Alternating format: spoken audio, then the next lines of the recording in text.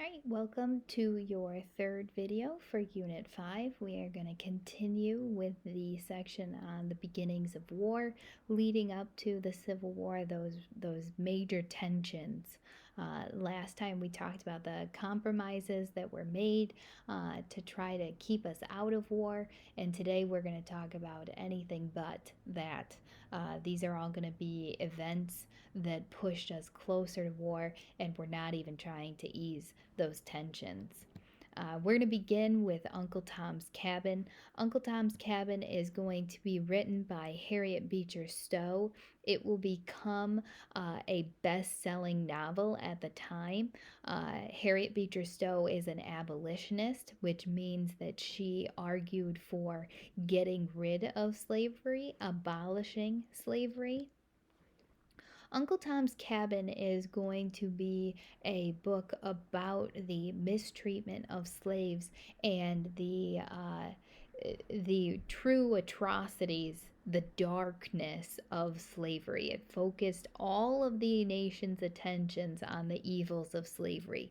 Now, you might be thinking, well, everybody knows how bad slavery is. We all know how bad slavery is.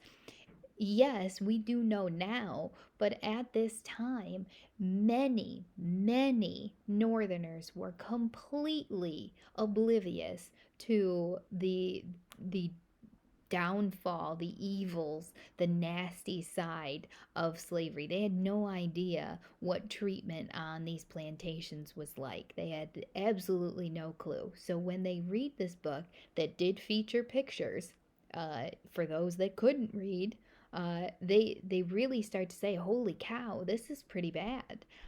We need to do something about this."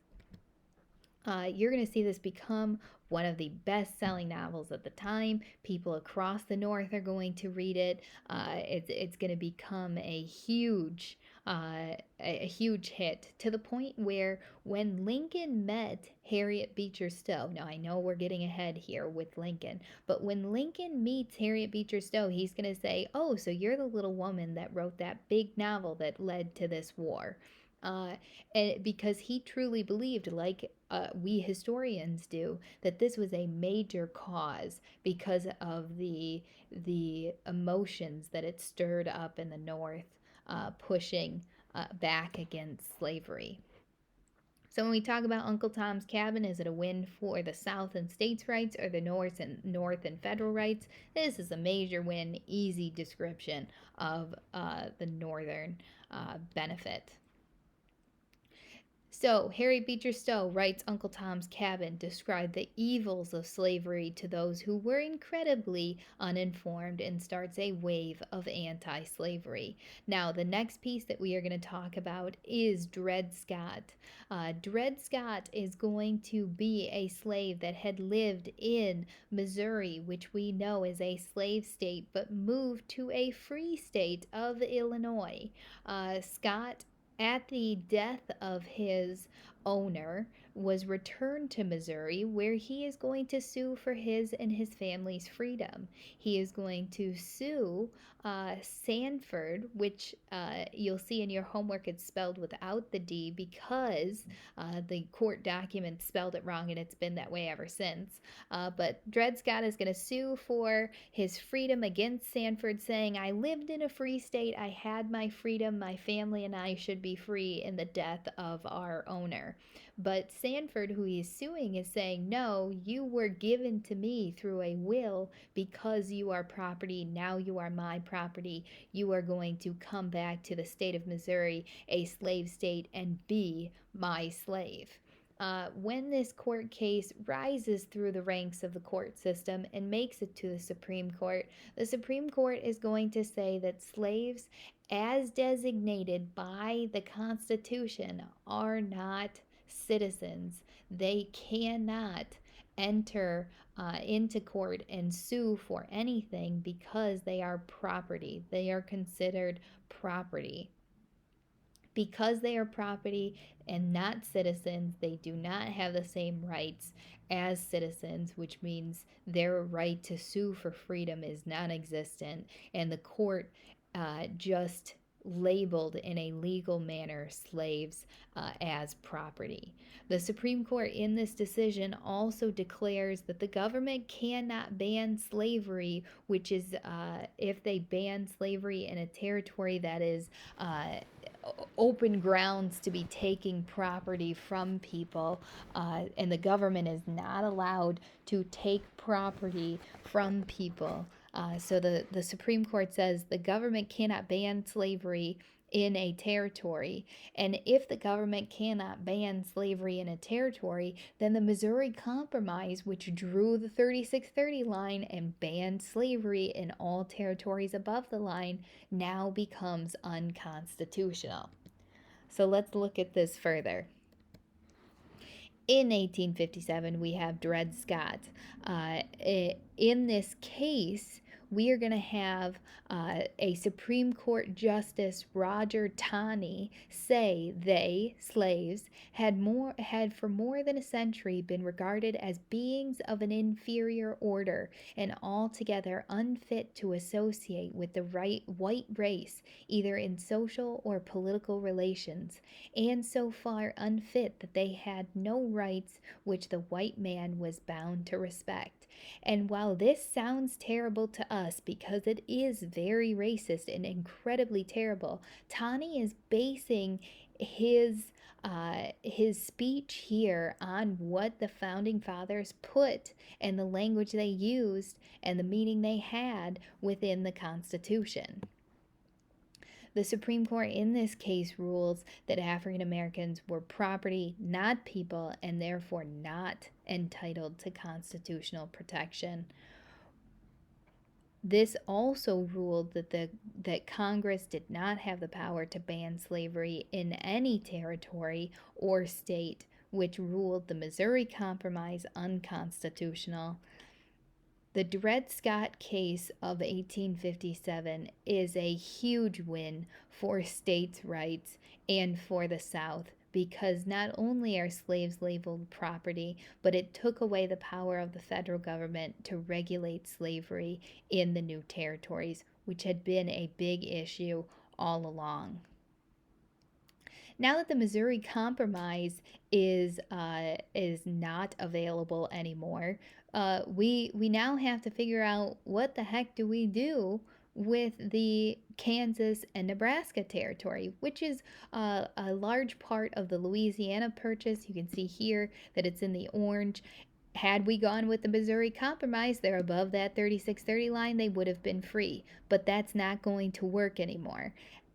You might be thinking, well, we just talked about the Compromise of 1850. Why don't we just use that? Well, in the Compromise of 1850, we didn't talk about this territory at all whatsoever. So now we need to figure out, how do we handle this?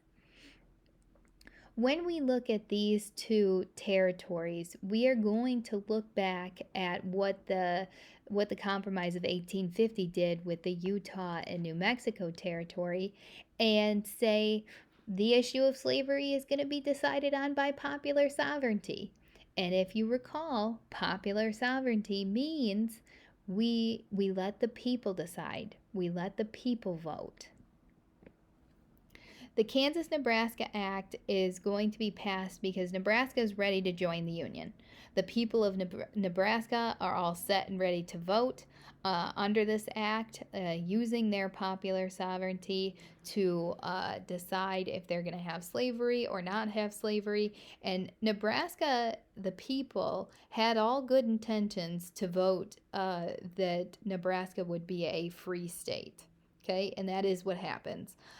Nebraska votes on their status of the state using popular sovereignty. They become a free state. So the South, knowing that this territory comes in as free, says, okay, we've got to win Kansas. It has to happen. When Kansas goes to vote, you are going to see voters from the surrounding states, such as Texas, Arkansas, Missouri, Louisiana, people from this unorganized territory, all being in favor of slavery, you're going to see them rush in to Kansas to try to sway the vote, which is voter fraud. But at the time, we didn't really have the best regulation for voting. So we label these people border ruffians because when they come in, they are going to use voter intimidation to attempt to sway the vote. And Kansas then becomes a bloody, messy mess. And that leads us to John Brown, who we are going to go on to talk about, who is kind of at the forefront of this violence in Kansas, but not for the side that you would anticipate. So we see the results of the Kansas-Nebraska Act in Kansas are going to be labeled as Bleeding Kansas because the border ruffians who are pro-slave and the free soilers are going to use Kansas as a place to wage violence against each other to help win the territory of Kansas to their side. At Pottawatomie Creek, we are going to see John Brown, who is a devout reader of the Bible and believed that slavery was heavily immoral. He is going to lead a reaction against the border ruffians.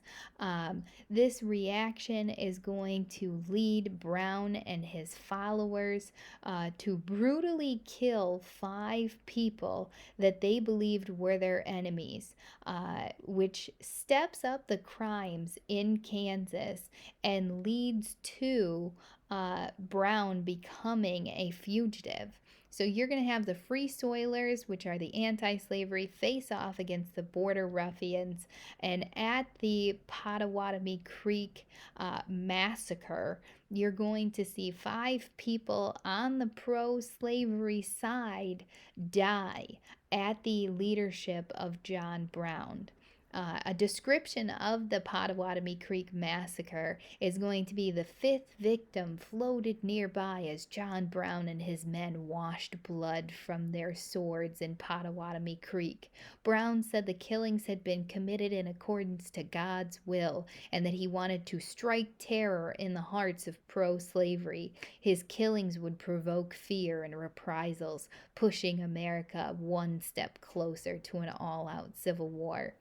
The deaths at Pottawatomie Creek are going to be the first deaths moving towards the Civil War, and they're going to be pro-slavery deaths, and that's going to push for a revenge attack against Brown and his followers.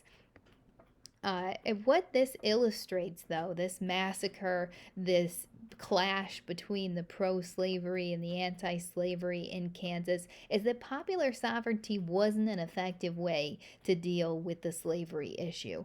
This widespread violence is just going to continue to move forward. President Franklin Pierce, who's the president during this time, is going to try to get Kansas admitted as a slave state, but Congress refuses because they say the votes weren't real. We can't count them the way that they were cast. Kansas, because of this violence, isn't going to enter the Union until 1861 after the Civil War starts. And when it does enter the Union, it actually comes in as a free state. When we look at this clash between the North and the South, because of the Southern deaths here, this is going to be a win for the South because John Brown's extremism and the killing of pro-slavery people, the first people to die, is going to push people to have sympathy for the South. John Brown, this is Pottawatomie Creek is just the beginning. So, who is John Brown? He is an abolitionist, which means he wants to abolish or get rid of slavery. What we are going to look into now is the actions that he takes after the Kansas-Nebraska Act. After the Pottawatomie Creek Massacre, Brown is a fugitive. He is on the run. His next step is to lead a small army of slaves in a slave rebellion.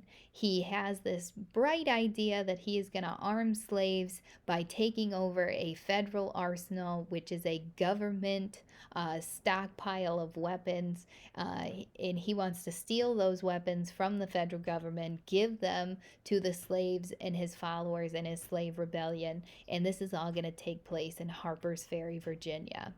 Uh, the rebellion isn't going to be successful, as you could imagine. And when it is not successful, Brown is going to be captured and hung for his crime.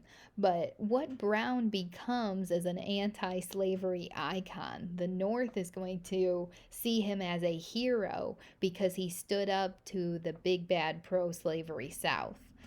The South is going to point to John Brown and say, this is proof that the North wants to wage a war on slavery, that the North wants to take down the backbone of the South's economy.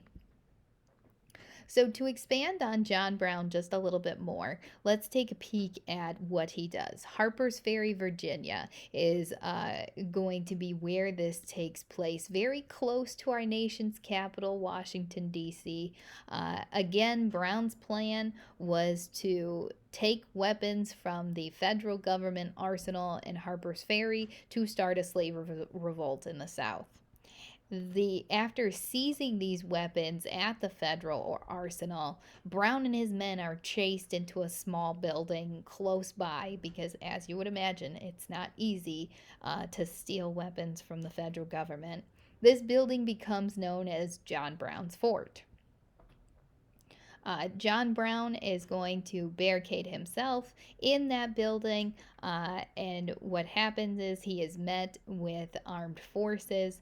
The Virginia troops are going to seize the fort and arrest Brown by a fire that had been started in the building. It kind of smokes everybody out, and he is arrested for treason because he was trying to overthrow the government in Virginia and kill all of the pro slavery people, which is heavily illegal, along with stealing all of the weapons from the federal government. So he's tried for treason against the United States. This is what that building looks like today, a nice little historical building.